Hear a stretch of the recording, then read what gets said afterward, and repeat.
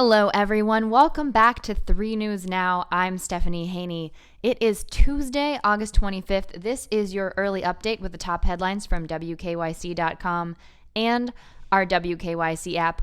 I've got everything for you to get you updated on what's impacting you here in Northeast Ohio. And today is a great day to have a great day. So I hope all of you are doing that.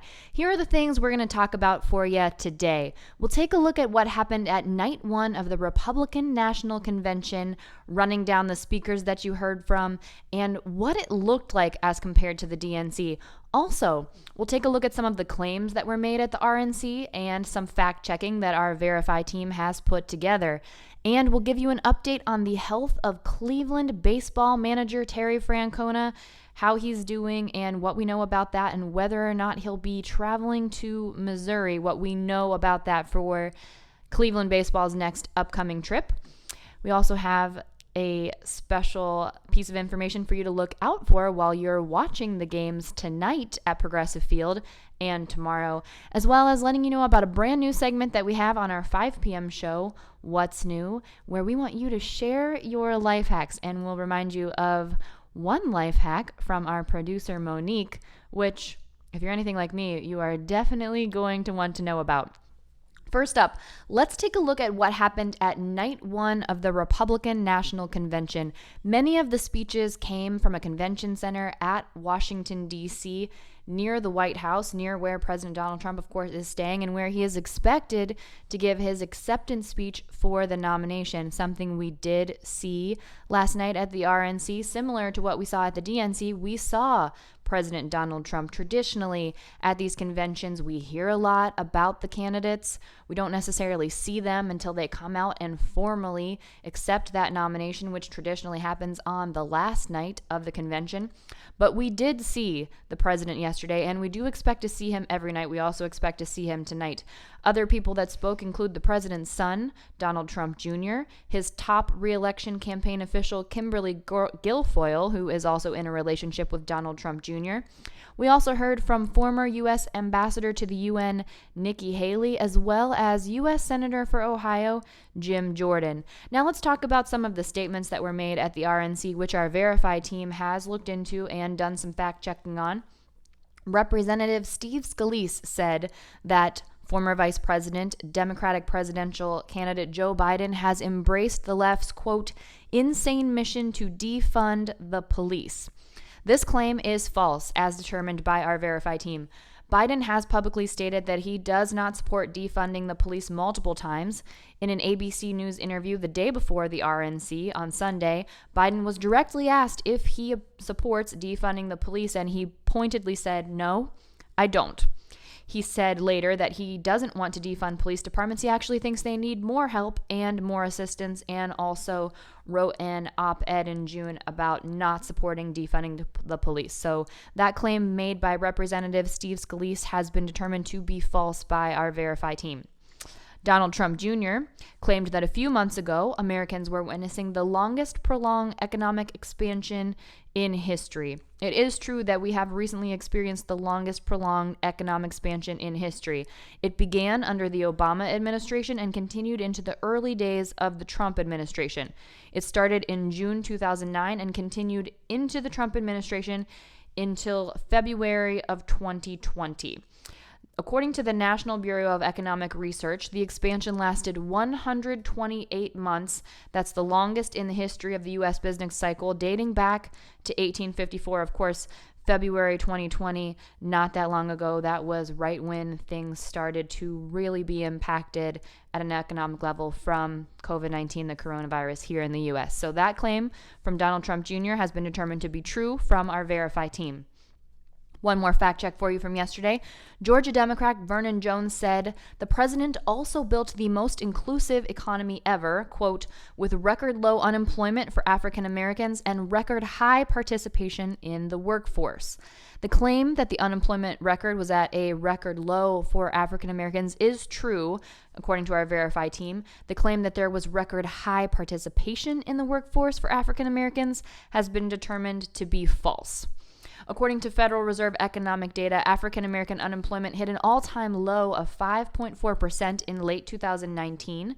Since COVID-19 spread across the world, that number has risen to about 14%. But before COVID-19, that rate of 5.4% unemployment for African Americans was the lowest in recorded history. So that part of Georgia Democrat Vernon Jones's statement is true. However, on the claim that Trump led the U.S. to record high participation in the workforce from African Americans, that data does not line up with that claim.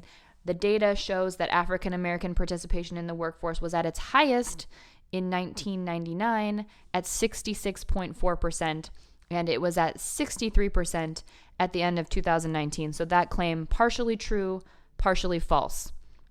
Looking forward to tonight at the Republican National Convention. Tonight's theme will be the land of opportunity. Speakers will highlight Trump's actions on trade, his stance on abortion, and the nation's opioid crisis. Secretary of State Mike Pompeo will address Trump's foreign policy record, and we will hear from President Donald Trump's children, Eric and Tiffany Trump. They are both expected to speak tonight. Another speaker will be Nicholas Sandmann. He was the student at a Catholic high school in Kentucky who got national attention last year when he interacted with a Native American during demonstrations in Washington. In the aftermath of the viral video, it was thought that he was depicted as racially insensitive. However, both Sandmann and the Native American man named Nathan Phillips is his name. They later said that they were both trying to diffuse tensions among conflicting groups that got together at the Lincoln Memorial. So you can expect to see the RNC tonight streaming on WKYC.com and in our WKYC app. That'll be from 8:30 p.m. to 11 p.m. And then we'll have special coverage on 3 News from 10 p.m. to 11 p.m. And then, of course, a full recap and highlights and everything that happened on What's Next at 11 p.m. on Channel 3, which you can also stream live in the WKYC app. Now let's take a look at Cleveland baseball manager Terry Francona and how he's doing. He is still not back with the team. He's been dealing with gastrointestinal issues since spring training, and he recently underwent another procedure at the Cleveland Clinic. So, in his absence, Sandy Alomar is currently serving as the acting manager while Francona rests and recovers after that additional procedure that he recently underwent at the Cleveland Clinic.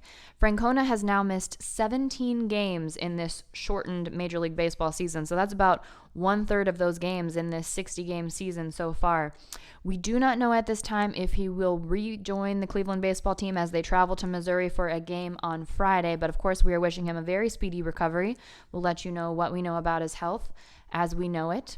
Tonight, the Tribe will take on the Minnesota Twins tonight. They are currently 17-12 in the season. So 17 wins, 12 losses. We are approaching the halfway point of the season. That is tonight. Tonight is the halfway point in the season. So the Twins got us yesterday. They won 3-2 at Progressive Field.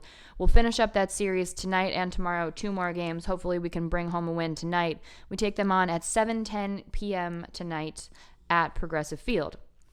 If you're watching the game tonight and you're watching the game tomorrow, be on the lookout for some familiar faces. As you know, the Tribe did allow people to buy cutouts this year to put themselves in the stands because the fans can't be in the stands in person, and they sold out incredibly quickly. Well, our Go reporter Austin Love pulled some strings, and our Go team is actually in the stands. So if you look very closely along the third base line, you'll be able to see Dave Chudowski and Austin Love. However, you're going to have to peek behind Austin Love because Austin, being the jokester that he is, he made sure that he put his very tall cutout right in front of Dave Chudowski. So Austin Love has a great view from his cutout seat. Dave Chudowski's a little bit tougher to see, especially over all that hair that Austin has. You know, if you know Austin Love, you know he's got a great head of hair, but it's pretty stacked up there, so kind of tough to see over that, and he's tall to begin with. You'll be able to see those in the stands if you take a close look, if they do show a close-up look of those cutouts in the stands. They were sold for $100 earlier this summer. They are all sold out now, but look very closely. You might be able to see some of our WKYC 3 News family in the Progressive Field stands tonight and tomorrow while the Tribe takes on the Twins. One more thing I want to let you know before we go here. We have a brand new segment on What's New at 5 p.m. It's called Who knew you could? And this is all about life hacks, and we are all about the life hacks right now. We're learning so many cool DIY things. Our 3 News Lindsay Buckingham showed us how we could make our own disinfectant wipes. Earlier, I talked with you about how to make your own whipped coffee, just like they do it on TikTok, and so many cool DIY things. Well, did you know that you could get wine out of your carpet with Windex? This Who Knew You Could tip comes from our producer, Monique.